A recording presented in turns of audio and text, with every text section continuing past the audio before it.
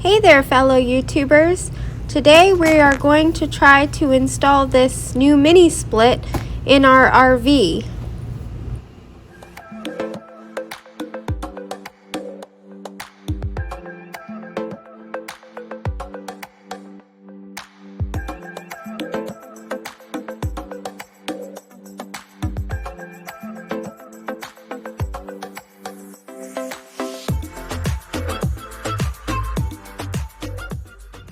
So the plan is to install it here in the middle. We have cut out a board and stained it, and now we're going to remove the center panel and cut out a hole in the side for the hoses to go through.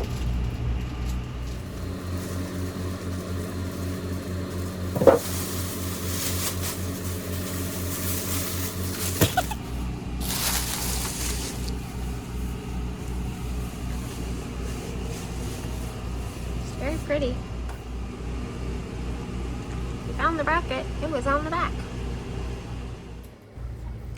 So after about 3 attempts of cutting the opening out and trying to get this thing to mount on the bracket, we finally had success. These are air conditioner brackets.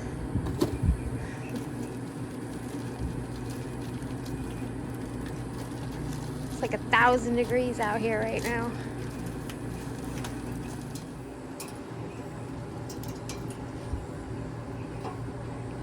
Hi, Waylon. Hey, buddy. Seriously, man?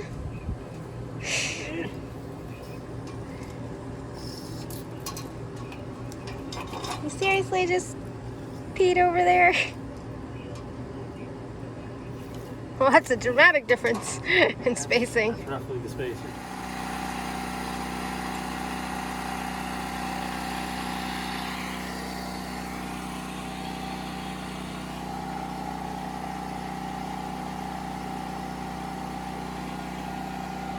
Line it up with the little rubbers. Since the RV air conditioner takes 1,500 watts, we had to turn on the generator, which is loud. So hopefully this little beauty at 400 watts will work out better for us. So after some creative maneuvering and realizing that this hole was already there, our RV water tank has started leaking like before the year mark really, but you can't hold water in it at all, which is why we have the water tank outside. So we just removed the back and we're gonna run the air lines out that because it's straight down and there doesn't seem to be a way to, we can kind of get in behind there, but there doesn't seem to be a way to get around this behemoth of a heater. So the copper pipe didn't work, and so we bought this flexi pipe from Pioneer, and it's really flexy. So we had to cut the copper pipe that we fed through because there were too many kinks. So we're just trying to make it so we don't drill a hole in the back of the RV, because anytime you drill a hole in the back of an RV or the sidewall of an RV, it could potentially cause moisture damage over time.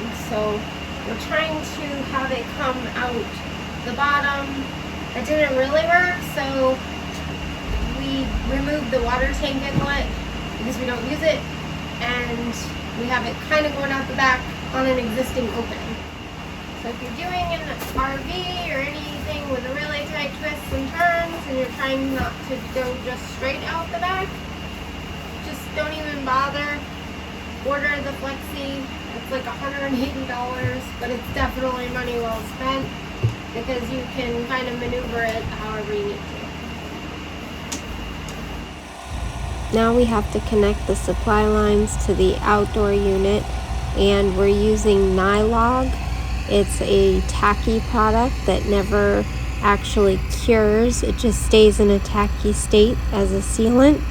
So you want to get just a little bit on the tip of the flare fitting and a little bit on the tip of the end fitting. Do not get it on the threads.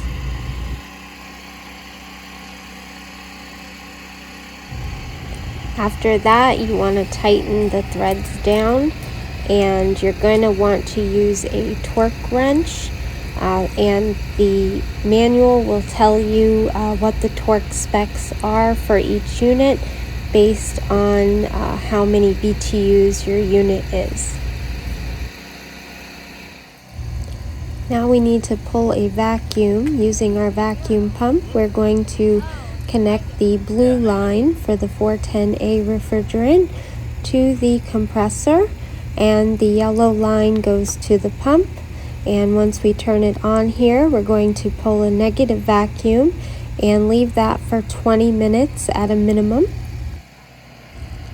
Now that we've successfully pulled a vacuum, he's going to use an Allen key to release the refrigerant from the compressor into the head unit. Now that the refrigerant has been released, we're going to take the infamous soapy water and spray everything down to check for bubbles and air leaks. So far so good, so let this sit for a little bit, go inside and spray the connections in there, and if everything's good, we'll turn the unit on.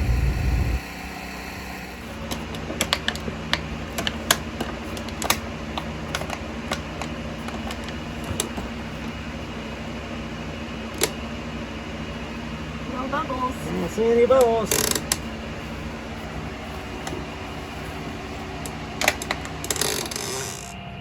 Alright, moment of truth.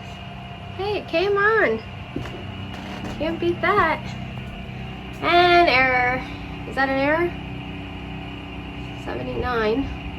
Oh my goodness, it's blowing out cold air. I'm standing right in front of it, it's blowing out cold air.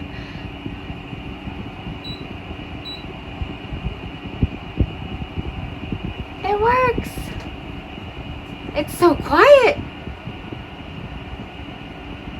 All I hear is the generator. I don't know if you can hear the...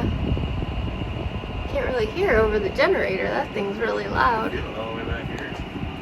We had to turn the generator on because we ran the big air all night that runs all of 1,500 watts and drained our batteries. So we had to turn the generator on this morning. Hopefully this little beauty will take care of that. If you want to see more of our little homestead and future off-grid property, make sure to subscribe and ring the notification bell. That's me. I'll make sure you get the most updated videos. Goodbye.